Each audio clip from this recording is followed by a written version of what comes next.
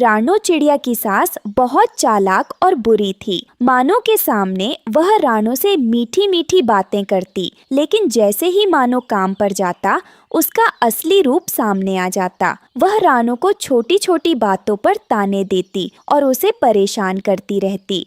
माँ, मैं काम पर जा रहा हूँ। आज शायद घर लौटने में देर हो जाए। बारिशों का मौसम शुरू होने वाला है, इसलिए आज ज्यादा लकड़ियाँ इकट्ठी करनी होंगी। जाओ बेटा जाओ, मेहनत से काम करना, ऊपर वाला तुम्हारा साथ दे।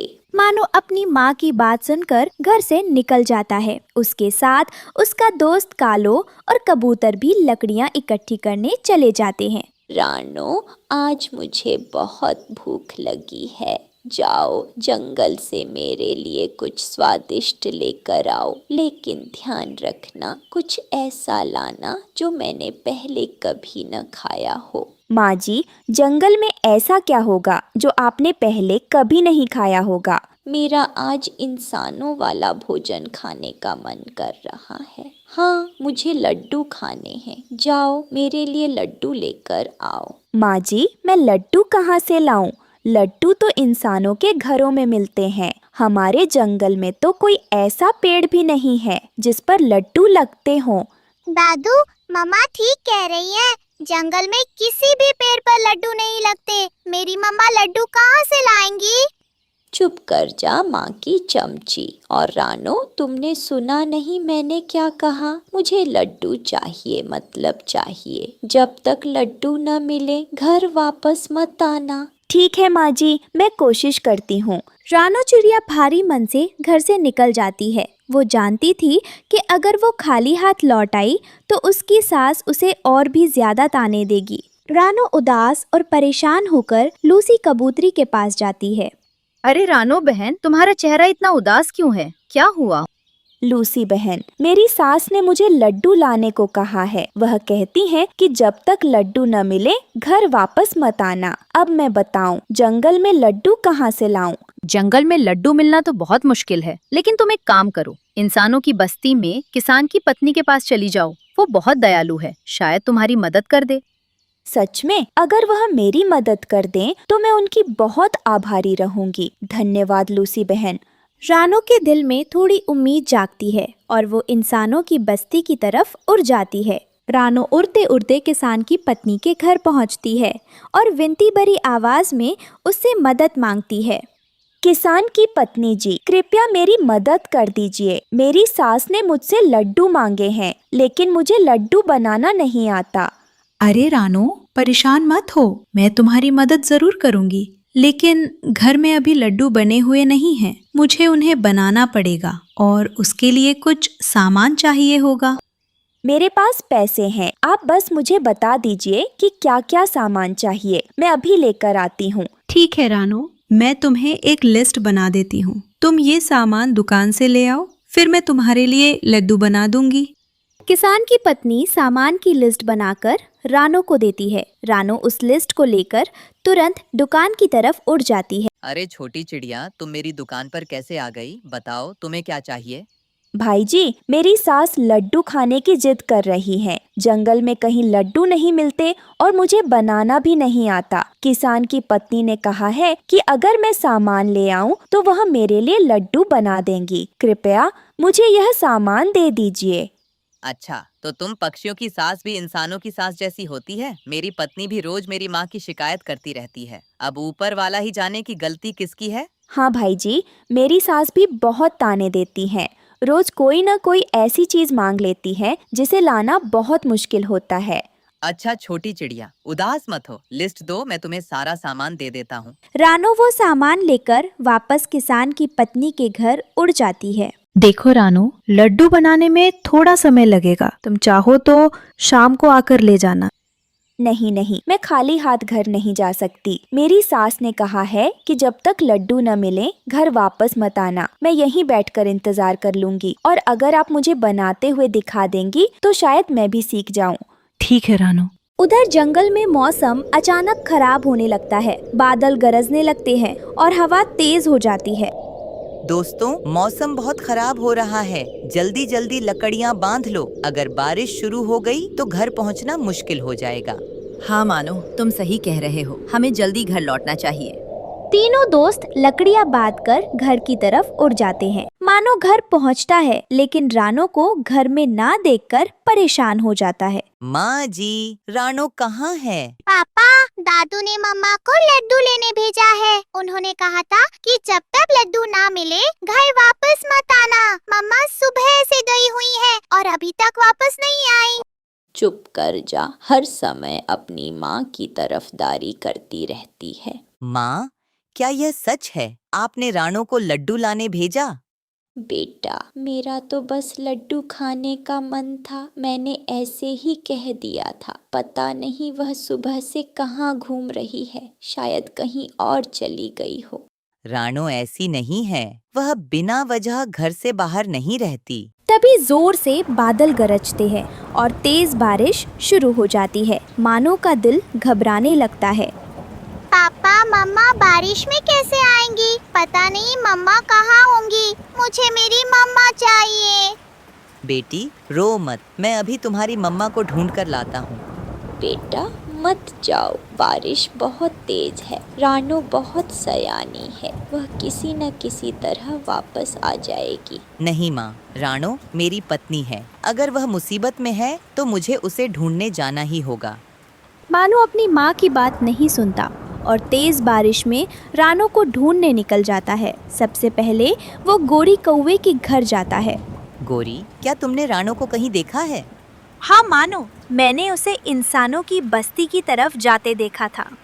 तो वह जरूर किसान की पत्नी के पास लड्डू लेने गई होगी। उधर रानो लड्डू का डिब्बा पकड़े तेज बारिश में बहुत मुश्किल से उड़ रही थी। बारिश की बूंदें उसके पंखों को भारी कर रही थी।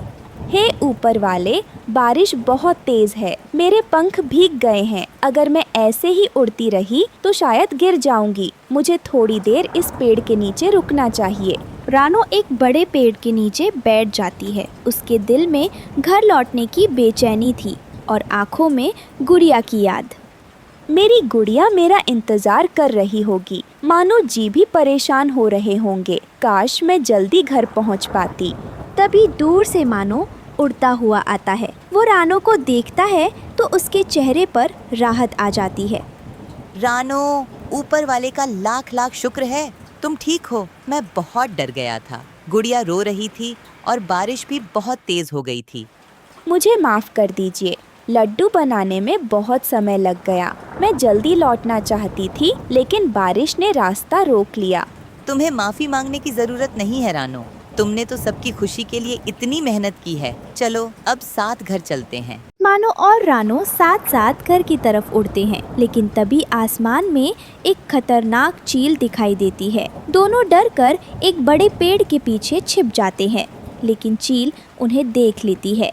अरे वाह, मुझे लगा था कि इस बारिश में कोई शिकार नहीं मिलेगा, लेकिन आज तो मुझे 2-2 शिकार मिल गए। चील, अगर तुम्हें शिकार करना ही है तो मेरा कर लो, लेकिन मेरी पत्नी को छोड़ दो।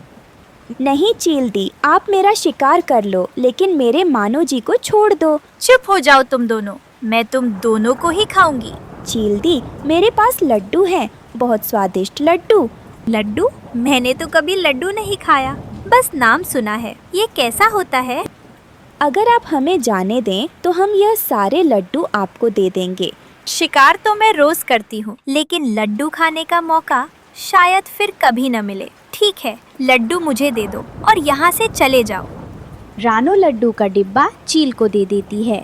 मानो और रानो जल्दी से वहाँ से उड़ जाते हैं। मानो और रानो आखिरकार घर पहुँच जाते हैं। गुड़िया अपनी माँ को देखकर खुशी से दौड़ पड़ती है।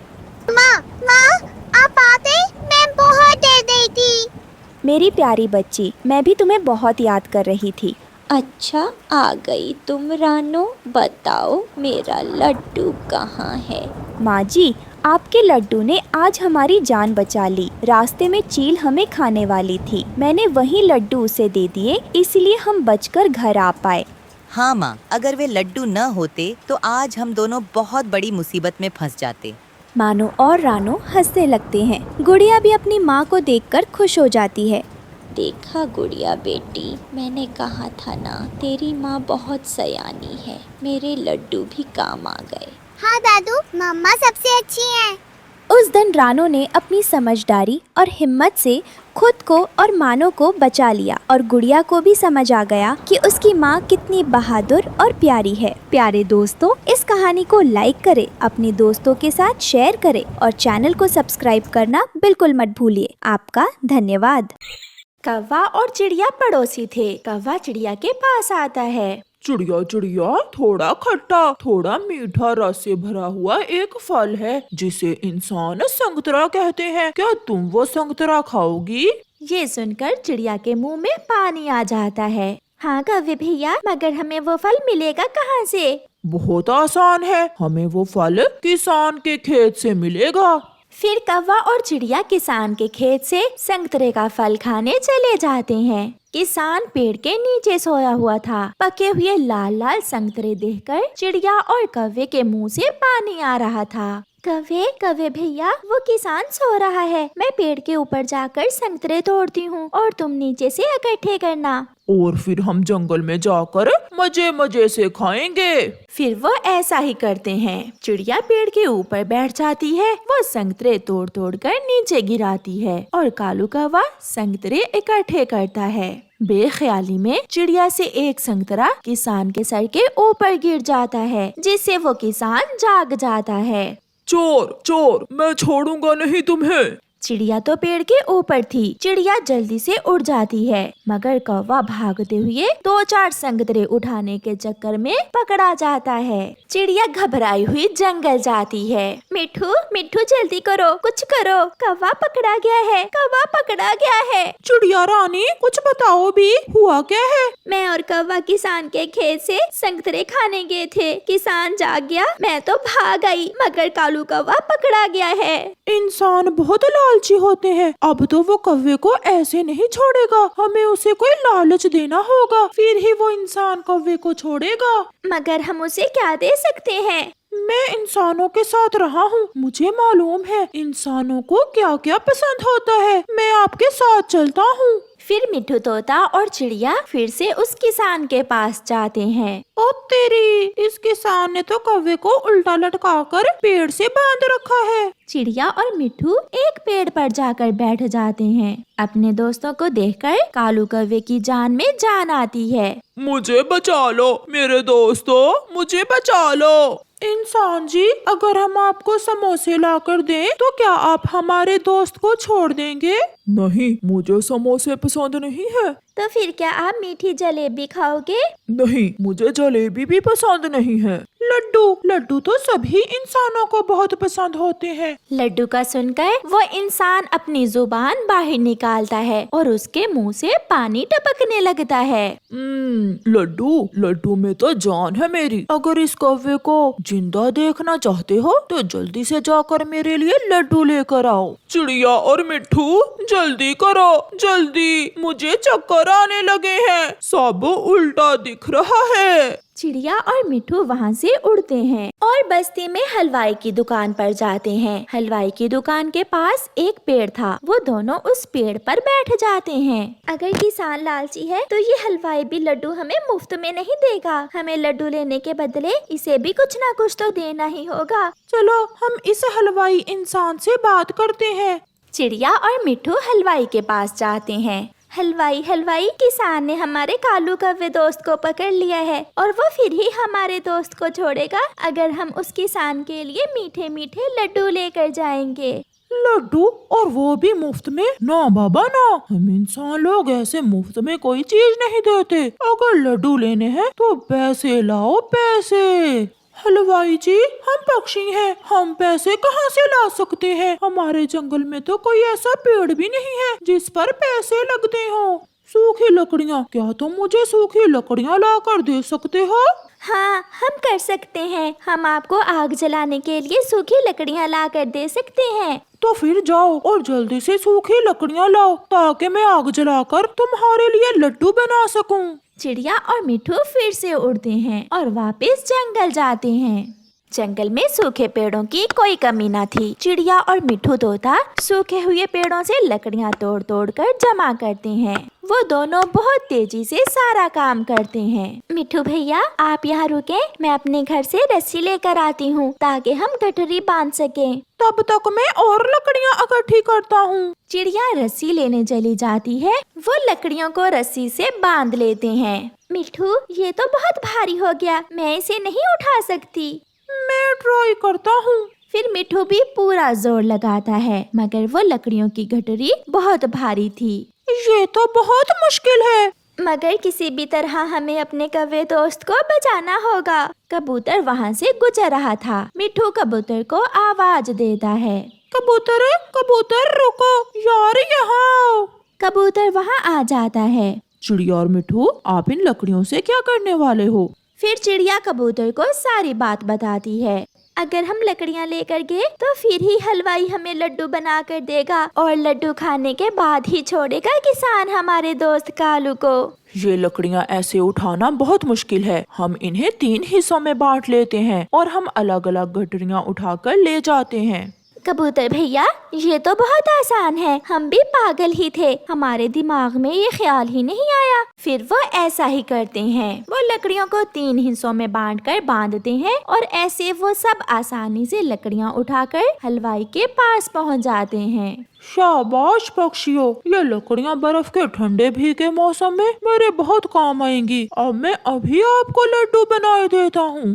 फिर हलवाई अपना काम शुरू करता है और जल्द ही उन्हें लड्डू बना देता है। चिड़िया, मिट्ठू तोता और कबूतर वो लड्डू लेकर सीधे किसान के पास जाते हैं। उन्हें देखकर कालू कौवा खुश हो जाता है। किसान जी, ले, हम आपके लिए स्वादिष्ट स्वादिष्ट लड्डू ले आए हैं। लाओ लाओ, ये लड्डू जल्दी से मुझे दे दो। पहले आप हमारे दोस्त कौवे को आजाद करो, उसे चक्कर आ रहे हैं। फिर किसान कौवे को आजाद कर देता है। सभी दोस्त खुशी खुशी जंगल वापस चले जाते हैं। वापस जाकर चिड़िया कौवे से कहती है, कौवे कौवे चले? कहाँ? संतरे खाने।